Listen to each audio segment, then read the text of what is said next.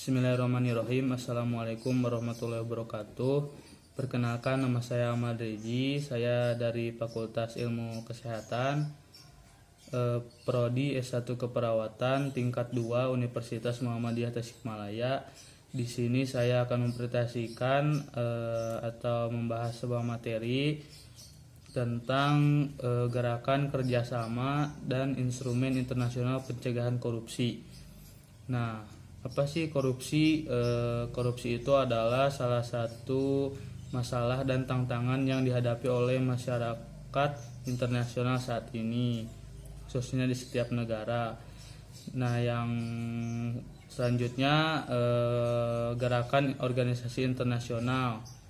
Gerakan organisasi internasional meliputi 1.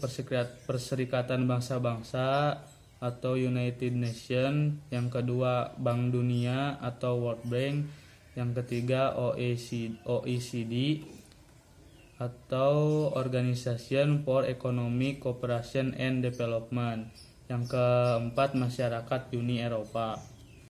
Nah, yang pertama Perserikatan Bangsa-Bangsa atau United Nation. Apa sih organisasi tersebut? Organisasi tersebut adalah yang setiap 5 tahun selalu menyelenggarakan kongres tentang pencegahan kejahatan dan perlakuan terhadap penjahat, atau sering disebut dengan United Nations Congress on Prevention on Crime and Treatment of Offenders. Nah, yang kedua yaitu Bank Dunia, World Bank. Siapa sih World Bank ini?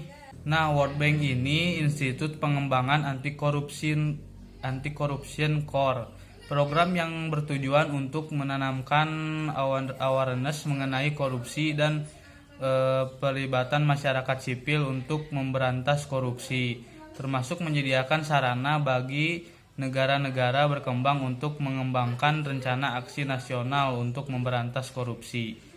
Selanjutnya yang ketiga ada OECD atau Organization for Economic Cooperation and Development. Nah, setelah ditemui kegagalan dalam kesepakatan pada Konferensi Perserikatan Bangsa-Bangsa atau PBB pada sekitar tahun 1970-an, OECD didukung oleh PBB untuk mengambil langkah baru untuk mengurangi korupsi di tingkat internasional. Sebuah badan pekerjaan atau working group on bribery in international business transaction didirikan pada tahun 1989. Nah, lalu yang terakhir adalah ada masyarakat Uni Eropa. Apa masyarakat Uni Eropa ini? Di negara-negara Uni Eropa, gerakan pemberantasan korupsi secara internasional dimulai sekitar tahun 1996. Tahun 1997, The Council of Europe Program Against Corruption menerima kesepakatan politik untuk memberantas korupsi dengan menjadikan isu ini sebagai agenda prioritas. Pemberantasan ini dilakukan dengan pendekatan serta pengertian bahwa karena korupsi mempunyai banyak wajah dan merupakan masalah yang kompleks dan rumit.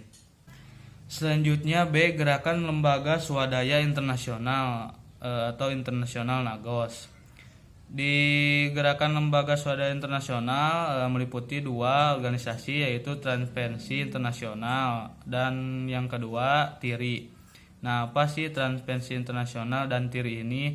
Yang pertama, Transparency International atau yang disingkat TI adalah sebuah organisasi internasional non-pemerintah yang memantau dan mempublikasikan hasil-hasil penelitian mengenai korupsi yang dilakukan oleh korporasi dan korupsi politik di tingkat internasional.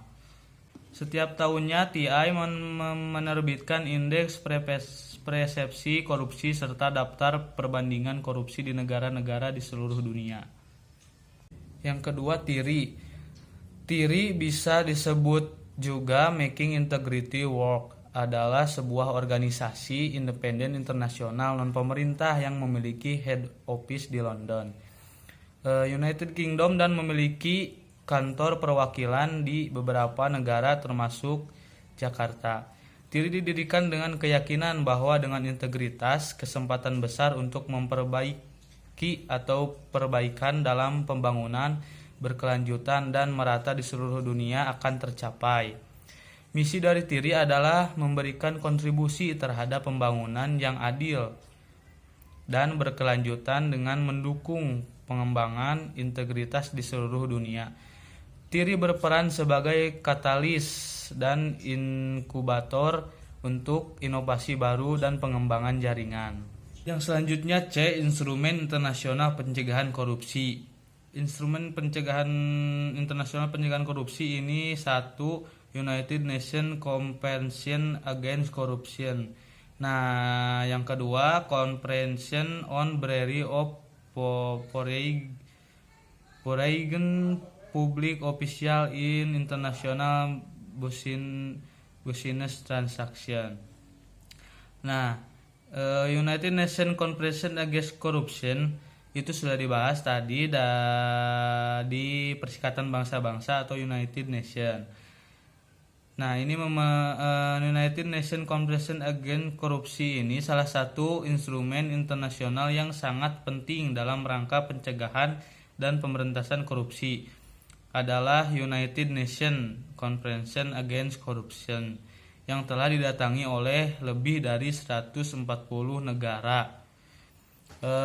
Pendatang pertama kali dilakukan di konvensi internasional yang diselenggarakan di Merida, Yucatan, Meksiko pada tanggal 31 Oktober 2003. Nah, yang kedua, United Nations Convention Against Corruption ini meliputi masalah pencegahan, kriminalisasi, kerjasama internasional, dan pengembalian aset-aset hasil korupsi. Nah, yang kedua ada Convention on Bribery of Foreign Public Official in International Business dan Transaction. Nah, yang kedua ini sudah disebutkan juga tadi di bagian masyarakat Uni Eropa dan Convention on Bribery of Foreign Public Official in International Business Transaction ini adalah sebuah konvensi internasional yang dipelopori oleh OECD. Konvensi anti suap ini menetapkan standar-standar hukum yang mengikat illegally binding negara-negara peserta untuk mengkriminalisasi pejabat publik asing yang menerima suap dalam transaksi bisnis internasional.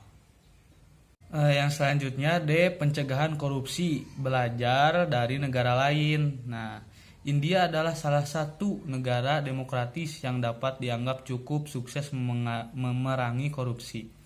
Meskipun korupsi masih cukup banyak ditemui, dari daftar peringkat negara-negara yang disurvei oleh Transparency International atau TI, India menempatkan ranking lebih baik daripada Indonesia pada tahun 2005. Dari survei yang dilakukan oleh TI, 62% rakyat India percaya bahwa korupsi benar-benar ada dan bahkan terasa dan dialami sendiri oleh masyarakat yang disurvei.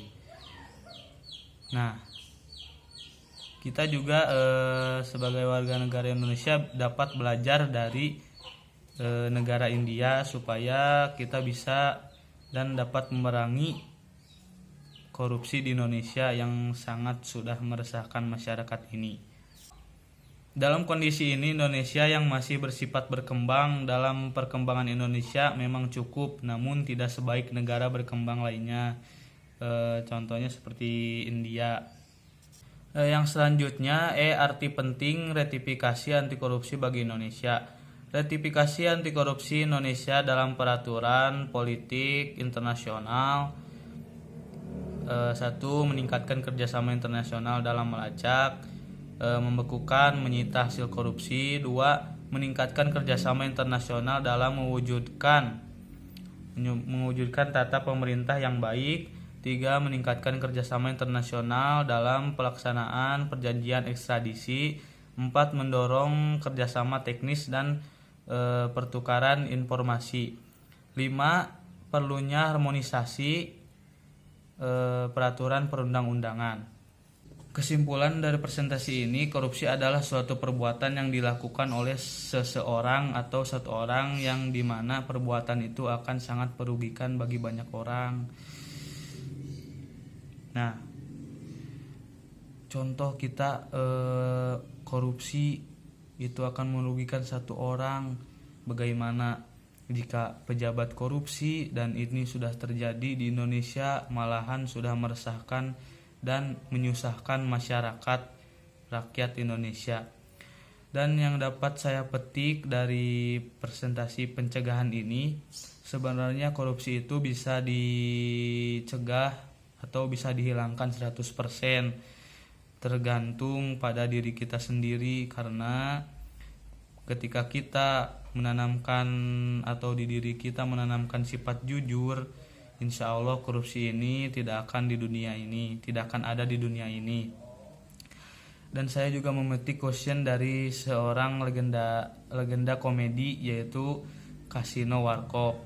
Dia berkata, Indonesia ini tidak kekurangan orang pintar, banyak orang pintar, tetapi Indonesia ini hanya kekurangan orang-orang yang jujur. Jadi sebenarnya korupsi itu terjadi karena seseorang yang tidak bertanggung jawab dan tidak bersifat dirinya menanamkan kejujuran. Dan yang ketiga, dia tidak takut sama Tuhan dia sama sekali atau Allah Subhanahu wa taala. Padahal sebelum dilakukan menjadi pejabat itu kan disumpah dulu. Jadi intinya mereka para koruptor itu memang tidak takut pada Allah Subhanahu wa taala dan Tuhannya. Jadi seperti itu yang dapat saya sampaikan. Mohon maaf bila ada banyak kekurangannya. Mudah-mudahan bermanfaat bagi kita semua. Billahi taufiq wal hidayah. Wassalamualaikum warahmatullahi wabarakatuh.